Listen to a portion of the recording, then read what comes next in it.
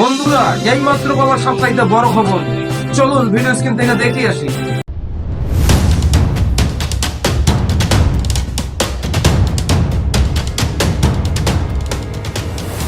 সাইকেলের ধারালো chain wheel কেটে অভিনব কায়দায় বানানো মধ্যযুগীয় কুড়াল প্রদর্শন করে মহড়া দেওয়ার চিত্র দেখা গেছে কুমিল্লার মনোহরগঞ্জে যুবদলের দুই পক্ষের সংঘর্ষের সময়।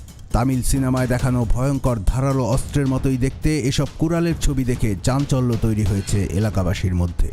এরই মধ্যে সামাজিক যোগাযোগ মাধ্যমে ছড়িয়ে পড়েছে ধাওয়া পাল্টা ধাওয়ার সময় 7-8 জনের হাতে থাকা এসব অস্ত্রের দৃশ্য।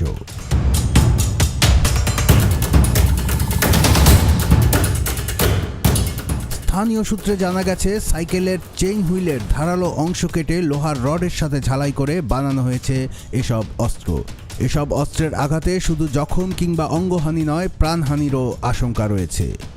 ইন্টারনেটের ইমেজ সার্চে আপলোড করে এসব অস্ত্রের সাথে মধ্যযুগীয় যুদ্ধের সময় ব্যবহৃত হালবার্ড বা টাঙ্গি কুড়ালের সাথে সাদৃশ্য পাওয়া গেছে।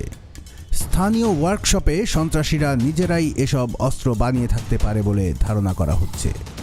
মনোহরগঞ্জ থানার ভারপ্রাপ্ত কর্মকর্তা বিপুল চন্দ্র দে সংঘর্ষের সময় কারো হাতে অস্ত্র থাকার কথা অস্বীকার করেছেন, তবে লোহার তৈরি দেশীয় অস্ত্র ব্যবহার হয়েছে বলে তিনি জানান।